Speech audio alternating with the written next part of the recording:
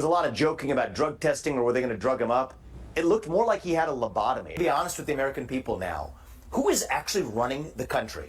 I think Michelle Obama checks that box. Joe Biden has no business being the president of the United States. It's time to coalesce around Donald Trump. We've had a lot of conversations about the future. I am rooting for the strongest ticket that we have seen in my lifetime. What's up, guys? Welcome back to the channel. Welcome to another video. We're gonna watch a simple short clip, two clips where we're gonna watch Vivek Ramaswamy give his take on the debate. And then also we're gonna watch a clip on who he believes is going to be Trump's VP pick and why he believes that. So I got this clip from Rattlesnake TV. Shout out to Rattlesnake TV. If you guys want to follow his channel, make sure you subscribe. Let's get right into it. I think there might be polls amongst Democrats, I know you're not a Democrat, to replace him. I mean, the fact of the matter is this man cannot continue as maybe make it to the end of this term as the President of the United States. I have deep concerns for our own country, even for the next 6 months with this man in charge. When you think about the greatest threats that we have faced in our lifetime to the homeland of the United States of America, and that this is the man who's the commander-in-chief supposedly making those decisions, that should be frightening to every American. And I do think that we are due for a Democratic Party that has a reckoning ahead of it to say that if this man is the best they could put up, that says everything you need to know about the modern Democratic Party. But do you think I think Trump came out unambiguously. Do you think that Trump won this? The floor is yours, your reaction to that debate.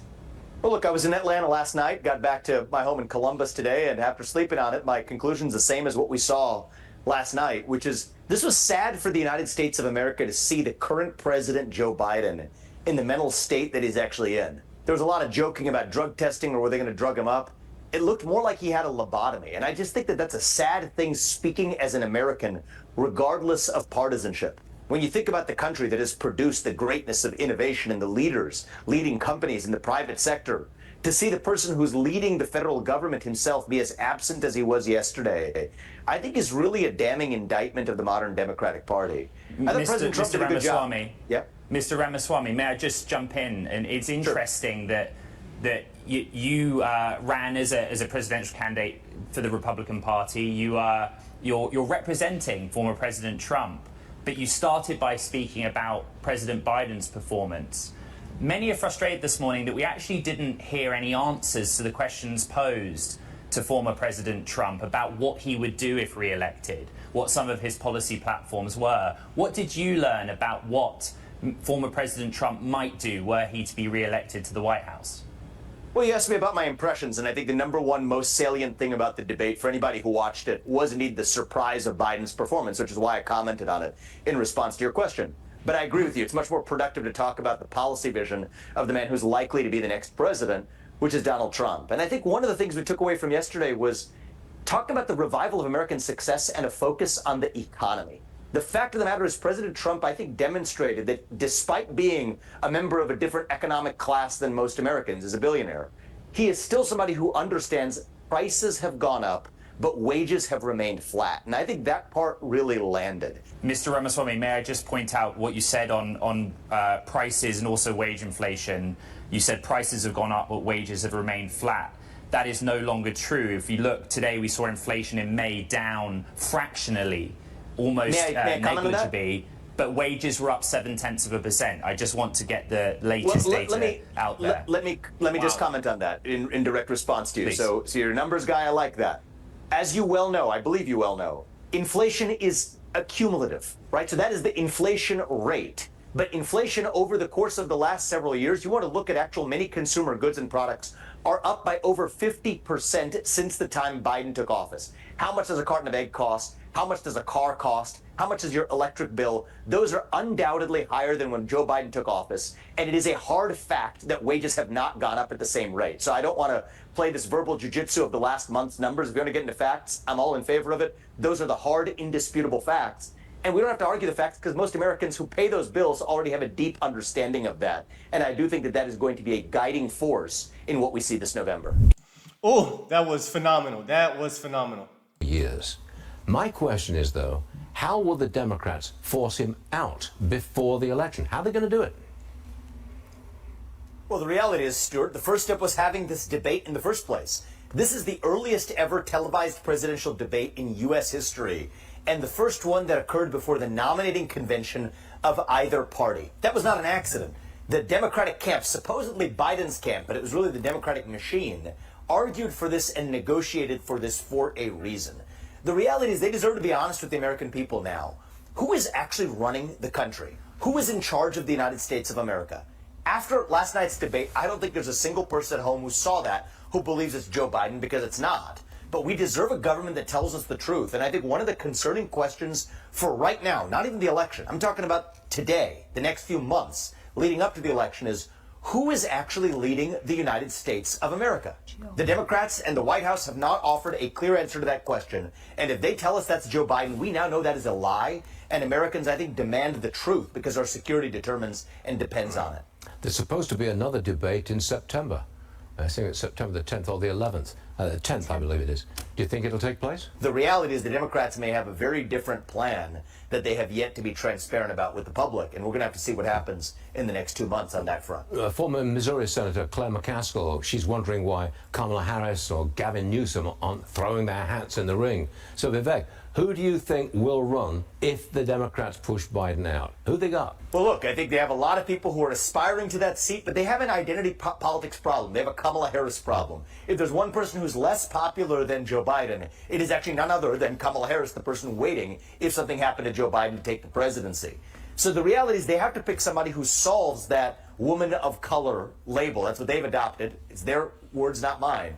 That I think have shackled their range of choices. I think Michelle Obama checks that box. I think many people who check even one of those boxes of being diverse, I think they're tethered to that in a way that makes it very difficult for them to put up another person that otherwise would fail their own identity politics purity tests. But the reality is plenty of other people want to step up into the void. The reality is they have been non-transparent. They have lied. They've lied about the fact that Joe Biden is running the country. And I think that dishonesty persists no matter who they put up. Funny, Stuart, you were at the debate. When I was at the NBC debate last fall, one of the things I said was the Democrats needed to be honest that it was not going to be Joe Biden as the nominee. It was laughed off by the left as a conspiracy theory then. Well, it's become reality today, and we have to confront that truth. Yeah, very, very well. I love how Vivek just responds to every question that's thrown at him, even if it's a curveball, something that's like a gotcha moment for the reporter. And he responds just so eloquently. So that was amazing. Now let's get into this clip here where he kind of further expands on who he believes is going to be the nominee for the Democratic Party and why Joe Biden might not be it. Let's get into it. Charlie, I think the good news is I talked to a lot of people who have been successful multi-billionaires, investors, et cetera, who even a year ago, entrepreneurs who wouldn't have thought of even publicly voicing support for Donald Trump, who after a performance like last night, I think do feel some license to say, you know what? Joe Biden has no business being the president of the United States. It's time to coalesce around Donald Trump, even if we don't agree with everything he says. And I think there's a temptation on our side. I even feel some of this when I have those conversations to sort of be annoyed, to say, okay, where were you a year ago? And where were you 2 years ago? And why weren't you saying the same thing? I think we've actually got to resist that. If we want to win the election this year, even for people who are coming to the same views that people like you and I might have had a year ago, we should say, you know what? We respect somebody who's able to change their mind. That's how we're going to grow our America First coalition and really turn this election on the positive side. So on the negative side, complacency is not an option. But on the positive side, this could be the first landslide election possibility we've had in decades, in a generation. And think about what that does for the possibility of actually national unity, something we've forgotten in the United States, to unite around a leader like Donald Trump. That's a generational opportunity that I don't want to squander. And that's going to require us to give space to centrists and even people on the center left. Give them the space not to put them in a box and say you were wrong and have to have the views you had a year ago, but to say that, you know what, if you want to open your mind and actually open your eyes and say, we're all human beings that have made some mistakes, great. I think this is an attitude, this is a time for us to be charitable to those kinds of voters, be they CEOs or university leaders or anybody else, to be able to come with us, because we're going to need every bit of that to win this in a big way. We've had a lot of conversations about the future. He has not asked me to be his vice president. Whoever he asks is going to have, I think, a remarkable ability to serve this country in taking that America First agenda even further. I think one of the things about Donald Trump I've seen in him, and again, it's not one of these things that comes across, I think, on television. He is more ambitious for this second term to be even more successful on what we all view as a successful first term. And I think that's a beautiful thing. And so whoever he asks, I think has a great opportunity, but also duty to serve this country. And I am rooting for the strongest ticket that we have seen in my lifetime. I think that's what we have the potential for this fall. And I also think that there's an opportunity to select somebody who both, on one hand, expands the base of voters, minorities, young voters, people who haven't historically come to the Republican Party, but do it in a way that does not compromise on the America First principles and the America First vision that the Republican primary base voted for when they put Donald Trump there resoundingly. So is Amazing, amazing, amazing, amazing. I mean, I could, like I said, just listen to this guy speak for hours and hours. He's just too smart. Probably one of the smartest politicians that's around nowadays. If he becomes Trump's VP, I am in full support. If Trump picks somebody else, I'm also in full support because I know he's going to make the right decision for the country. But Vivek is somebody that I am 100% behind, even after Trump's presidency. We need somebody like Vivek who's going to push forward the America First agenda after Trump finishes his term. And I am 100% confident that Vivek is going to be one of those people that will take the America First agenda to the next level, to the next stage, and unite this country. So let me know what you guys think. I thought this was an amazing clip to put together, his take on the debate, and then also what and who he believes will be the next vice president, or who's going to be the Democratic nominee. So let me know what you guys think. Let's talk about this video in the comment section. Of course, if you enjoyed the content, hit the like button down below, and I'll see you guys on the next one. Peace.